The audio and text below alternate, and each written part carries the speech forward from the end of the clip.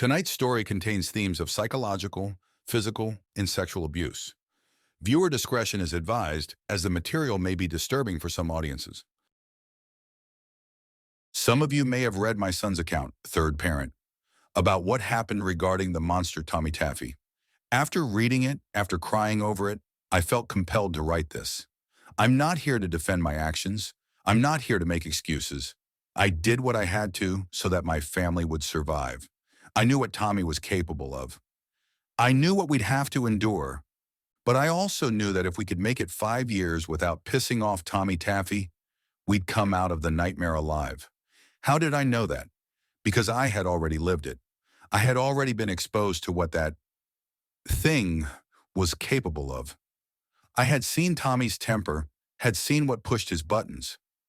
I had already done my 5 years. Like I said, I'm not here to defend myself. What happened to my family is unspeakable. But we are alive. No, instead, I'm writing this so you can understand why I did what I did, why I chose to let Tommy do what he did to my wife and children. After you hear my side, after you read what I went through, then you can judge me. God knows I deserve it. Tommy first arrived on my street when I was 7. I was an only child and lived with both my parents in a middle-class neighborhood. It was a mellow slice of the American dream, like a cut of apple pie under a smothering layer of vanilla ice cream. Our street was in a secluded residential neighborhood in the far corner of our sprawling development. There were 6 houses in total, and we were a tight-knit bunch, both the parents and children. In the summers, we'd have cookouts, and in the winter, we'd have Christmas parties. It was almost like our block was one big family. Everyone looked out for one another. Everyone was generous and considerate. It was a different time when people trusted one another. But our picture-perfect life shattered when he arrived. Jesus, I'll never forget it. July 1969.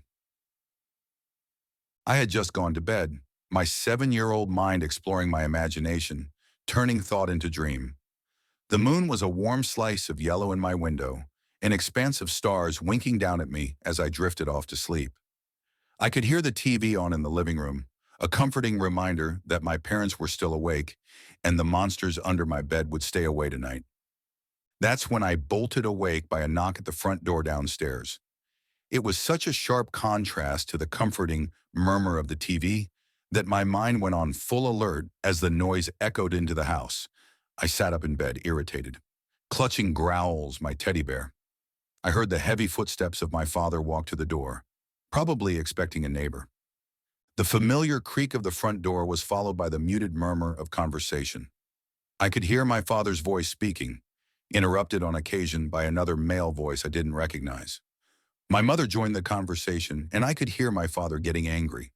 Minutes stretched on as the mysterious late-night visitor continued to talk with my parents. I slid out of bed and went to my bedroom door, peeking my head out to listen. I still couldn't make out the words, but I could tell my father was getting furious. He started yelling, and I heard him demand that the visitor leave our house, or he was calling the police. It got very quiet then, so quiet I could hear my heart beating in my chest. Then I heard my mother begin to cry. It was soft, so soft, but it scared me. The nighttime visitor was saying something to my parents, his voice low, and my mother continued to sob. After a moment, my father said something I couldn't make out. Immediately following, I heard something slam into the wall downstairs so hard the pictures in the hallway crashed to the floor. I slapped a hand over my mouth to stifle a scream, heart racing. What was going on? My mother let out a pitiful noise, and I could hear her pleading with someone. There was a scramble of feet and then another loud bang against the wall. The intruder was saying something to my parents, his voice oozing with authority. I strained to make out the words, but it came to me in a jumble of soft noise. After another couple minutes of agonizing fear, I heard my father call down for me. My heart was a wild drum beat in my chest, and I bit my lip, hands shaking. Why did he want me? What was happening? My father called again, his voice trembling slightly. Slowly, I pulled the door to my bedroom open and walked to the edge of the stairs. I realized I was clutching Growls, my teddy bear. My palms were sweaty, and I could feel its soft fur growing damp. I looked down the stairs to the front door and I froze, eyes going wide. My father was gripping his throat, wincing, tears in his eyes. something I had never seen before. My mother had her arms wrapped around herself, moisture staining her cheeks. But that wasn't what captured my attention. It was the stranger standing next to my parents, staring up at me. He was in his early 30s and wore a white t-shirt that read in red font, "Hi!" His hair was blonde and cut short. His two blue eyes, pools of glowing brilliance set in a sea of snow. And then I noticed the oddities of this intruder. His skin was impossibly smooth, a clean pink sheen of absolute perfection. His nose wasn't so much a nose as it was a nub jutting out of his face. His lips were twisted in a smile, revealing white strips where his teeth should have been. "Hi, Spence," he called up to me, his voice cheerful. "I'm Tommy Taffy. I'm going to be staying with you for a while." I clutched Growls to my chest, quivering, begging my parents for guidance. Instead, they cast their eyes to the floor, clearly shaken. I didn't know what was happening, what had been said between them, but I could feel danger in the air, thick and malicious. "Come on down here so I can get a good look at you," Tommy said, waving me forward. My father's eyes suddenly met mine and I gulped. Even at that age, I could interpret the look he passed on to me. "Be careful, son." Cautiously, I walked down the stairs, never letting go of my bear. When I reached the foot of the stairs, my mother reached out for me, but Tommy stepped in front of her, smiling down at me. He squat down and ruffled my hair, his immaculate skin looking almost polished and waxed at this proximity. "Cute little fella, aren't you?" "Oh, who's that you got?" he asked, gesturing to my bear. His name is Growls," I stammered. Tommy grinned. "Of course he is. I'm going to help your parents for a while, so I'd like the three of us to be friends. Me, you, and Growls. You think that'd be okay?" Again, I looked to my parents for help, confused and shaken. I had no idea what was going on, who this was, why my parents looked so scared. He seemed nice enough, but the way my father rubbed his throat told me otherwise. "Boop, boop," Tommy chuckled, knocking gently on my head. "Hey, I asked you a question, Spence." "What did you do to my daddy?" I whispered, immediately wishing I hadn't. Tommy's mouth remained a frozen smile, but his eyes darkened ever so slightly. "Heh heh heh heh." My father reached out and grasped my shoulder. "Spence, son, it's okay. I'll talk to you later about it. For now, Tommy's going to... He's going to..." He shot a look at my mother. "He's going to stay with us." And that was the start of a 5-year stretch I can never forget. A few days passed, and soon I learned, through whispered inquiries, that Tommy Taffy had visited everyone on our street. He was in our home, but also in theirs. I learned this from my eventual wife, Megan, who lived across the street from me. She told me that some strange guy was living in their house. After she described him, I deducted it was one and the same Tommy Taffy. I didn't understand how it was possible, but knew to keep my mouth shut. Tommy had sworn me to secrecy. He swore everyone to secrecy. This was enforced by my parents, who told me in hushed whispers to never tell anyone about Tommy. I could tell everyone feared him. I did too. There was something unsettling about his constant smile, his slightly off features, and the cool, enunciated way he spoke and laughed. I didn't know what he had told my parents to keep them from going to the police, why they were allowing him to live in our home, but it must have been terrible. We were a hostage in our own house. Of course, Tommy didn't keep us there, but we knew he would be waiting once we came back. At night, Tommy would sit us down and give us life lessons. He would tell us how to be good people, how to love one another. I remember one time during the first week, I looked out my front window across the street into Megan's living room. I saw Tommy there, speaking to her family on the couch. The Tommy in front of my family stopped speaking immediately and stared long and hard at me. Then he went to the window and closed the curtains before continuing. During the evenings, as the fathers on our street came home from work, I'd see them meet briefly in the road, muttering to each other and casting looks over their shoulders. There was a mutual terror shared between them, an unspoken knowledge that they had to keep Tommy secret, that getting the police involved would only lead to, well, nothing good. I imagine upon arrival that Tommy threatened our family and then showed some sign of physical dominance over the men. I remembered the banging against the walls and the way my father had gripped his throat. But what the hell had he said to them? Why did they allow him to infest our homes? Well, A month later, I found out. They were plotting against Tommy. They were going to kill him. August 1969.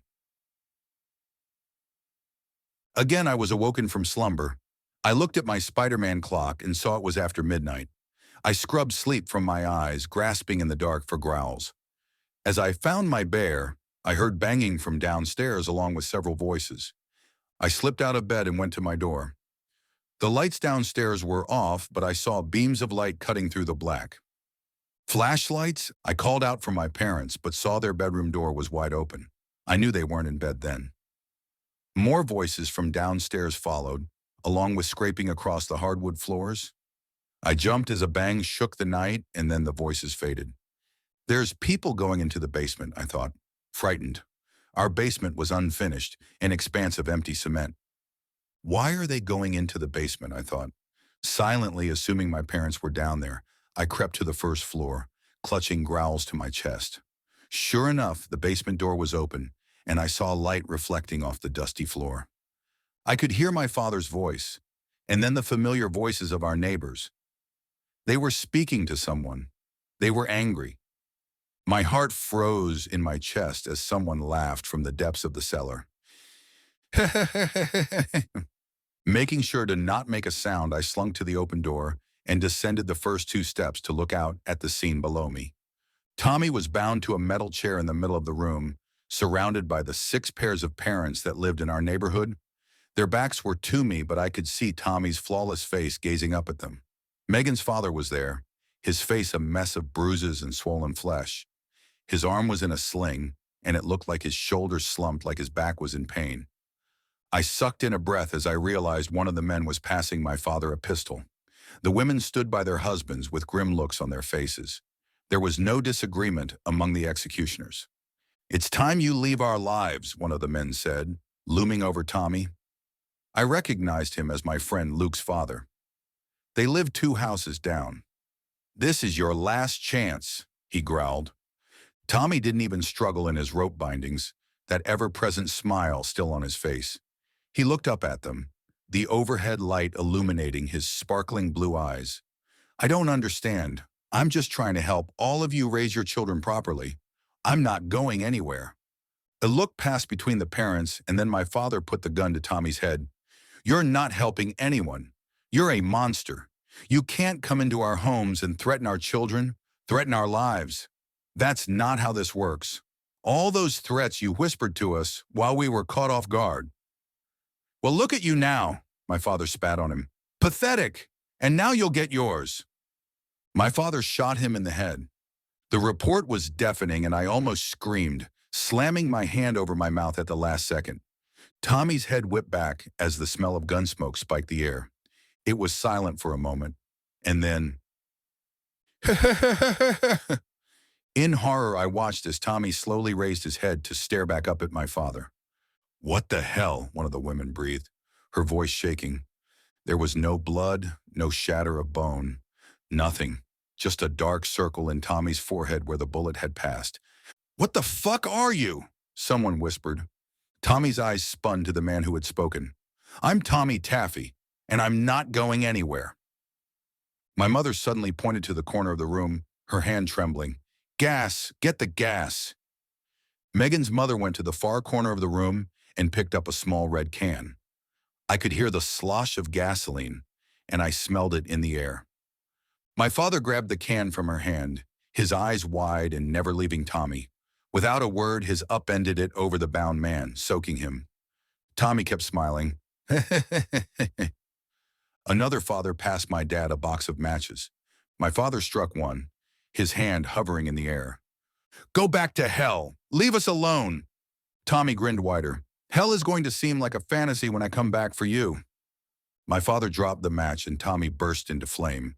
He didn't scream. He didn't thrash. He simply burned. As his face began to melt, his eyes shifted, and suddenly he saw me. Heart exploding in my throat, I fled back to my room, tears streaming down my face. From the safety of my bed, I eventually heard the neighbors leaving, relief in their voices. 2 weeks later, Tommy came back. September 1969. We were eating supper, a sense of normalcy returning to our home. My parents never told me they had murdered Tommy, instead opting to inform me that his visit was over and he went back home. I still caught whiffs of gasoline about our house but kept my mouth shut. I was just happy my family was okay. The sun was setting, and the dying orange light filtered in through the living room window, stretching out across the floor to cover the dinner table. My mother and father sat at opposite ends of the table, chatting about their days. I could tell they were still shaken, but I admired the way they were trying to return their lives to what it had been before Tommy showed up. As I shoveled mashed potatoes into my mouth, the front door exploded open. I spun around, jumping as the wood splintered and the hinges creaked. I dropped my fork, eyes growing wide. It was Tommy, and he looked furious. My parents' mouths dropped in unison, but before they could speak, Tommy marched towards us with alarming speed and upended the kitchen table. Dishes filled with food shattered to the floor, and my father half rose, fear paralyzing him. Without a word, Tommy grabbed my father by the neck and dragged him to the wall where he plowed his face through the sheetrock. My mother screamed and ran to aid my dad, but Tommy spun on her and punched her in the teeth, sending her crashing to the floor. Feeling my bladder go, panic clawing at my throat, I watched as Tommy pulled my father's bloody head from the wall. Sputtering, dazed, my father tried to release himself from Tommy's iron grip, but it did no good. His eyes dark and his mouth clamped in a snarl, Tommy clamped a hand over my father's throat and dragged him into the living room. Without stopping, he threw him through the window and out into the front yard. I was a mess of tears and terror, snot bubbling from my nose as Tommy turned back to my mother and I. Now he was smiling. He went to my stunned mother and hauled her up. "You're going to need to see this," he said darkly, his lips curled in a grin. He looked at me and jerked his head toward the door. "Come on, Spence, you too." He pulled my mother to the front door and pushed her outside. I hadn't moved, my face frozen in a silent scream. Tommy looked over his shoulder and winked at me. "Don't make me ask again, sport. Oh, and bring that broom behind you." Pulled off my chair by fear, I got up and dutifully grabbed the kitchen broom and walked it to Tommy, my pants reeking of urine. Tommy put a hand on my shoulder and guided me outside to stand by our mailbox. I saw my father rolling in the grass, a mess of blood and glass, my mother kneeling before him, weeping. Our neighbors were coming out of their houses, eyes wide, shocked looks of horror on their faces as they saw Tommy. "Gather round," he yelled, motioning for them to come closer. "Look at what you've done." I saw Megan at her doorstep across the street, face a pale sheet of snow.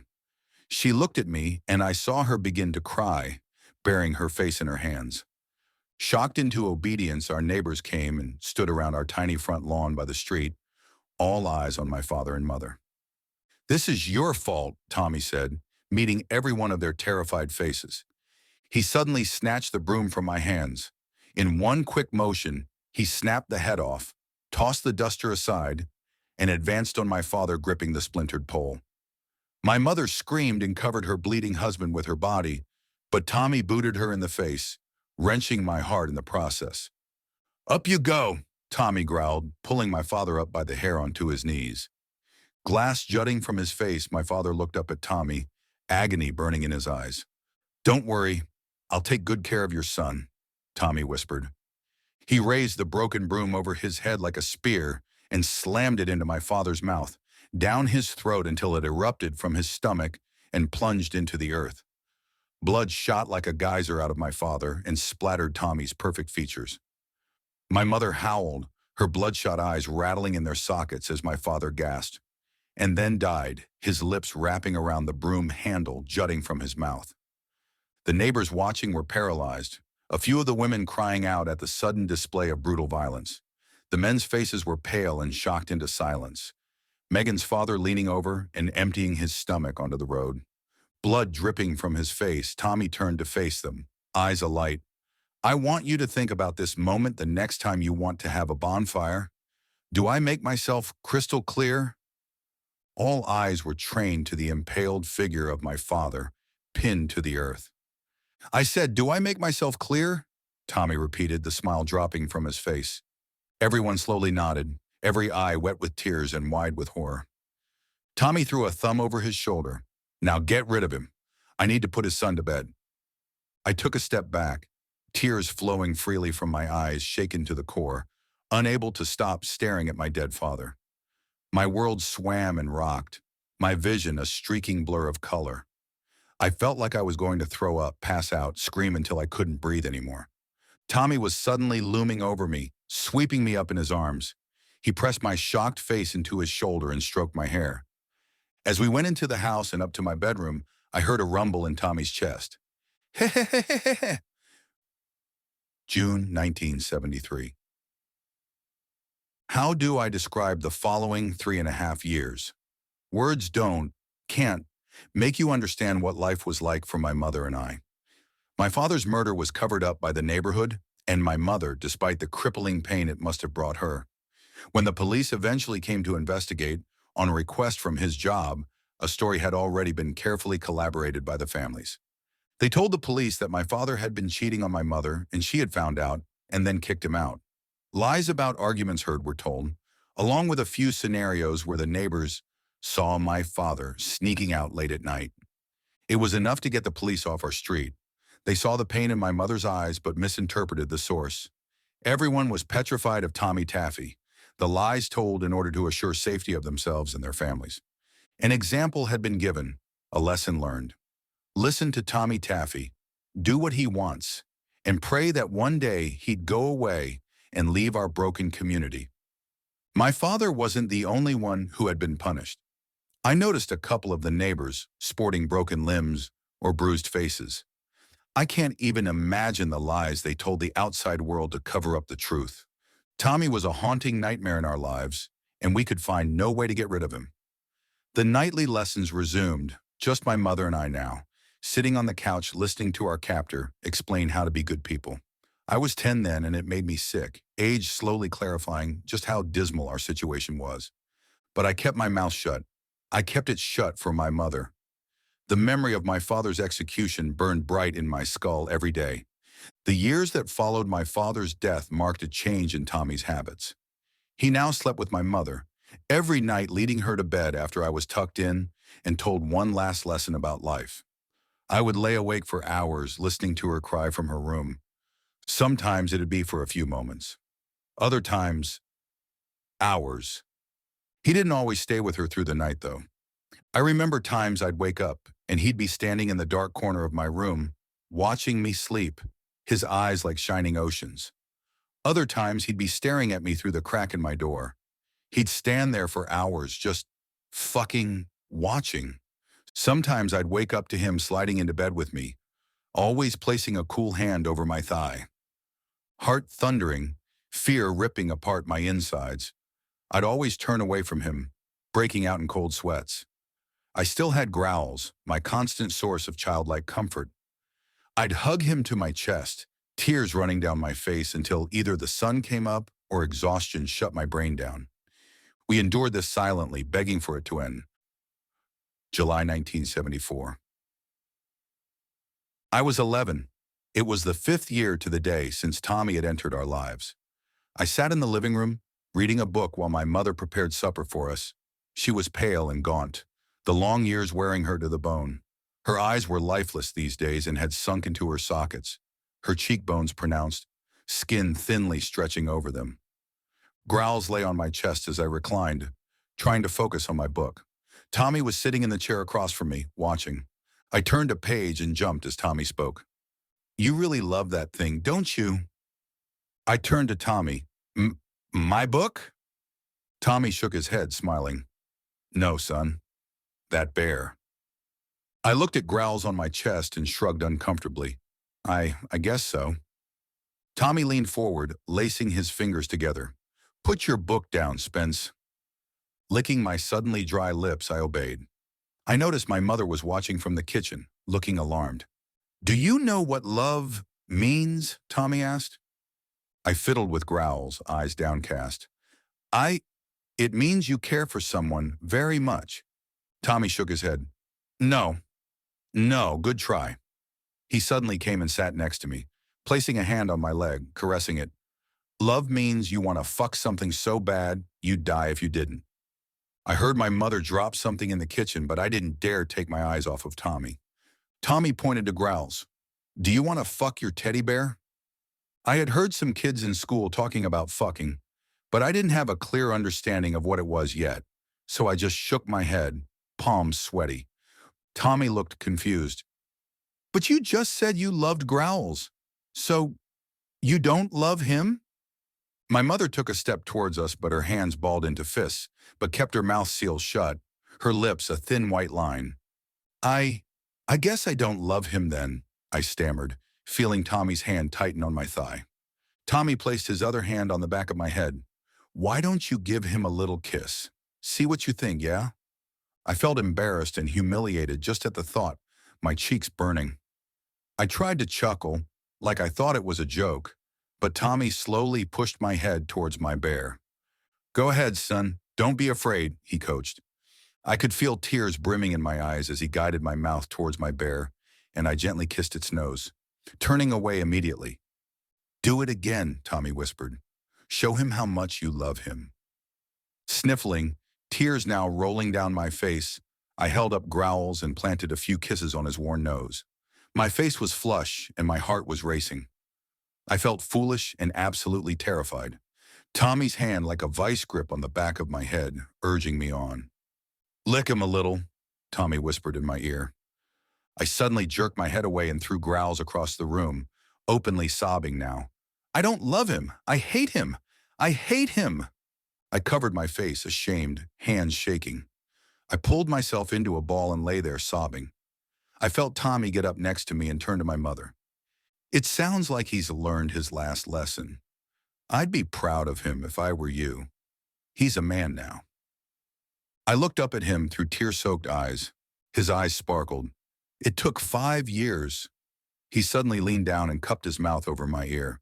His voice was cold glass, his breath like hot fire. Your little ones will get 5 years as well, Spence. And with that, he looked at my mother one last time and then walked out the door. My mother rushed me and took me in her arms, comforting me as I cried. Tommy never returned to our home. Time passed and I grew up. I grew up always expecting Tommy to show up again, come barging through our front door. But he never did. The years faded and some of the horror and pain began to fade as well. We were never the same, though. How could we be? My mother was a shell of the women she used to be. The mental torture she had undergone had broken something inside of her she'd never regain. But God, did she love me and try to heal the nightmares of those 5 years. A full year passed before my mother dared ask Megan's mom if Tommy was gone from their home as well.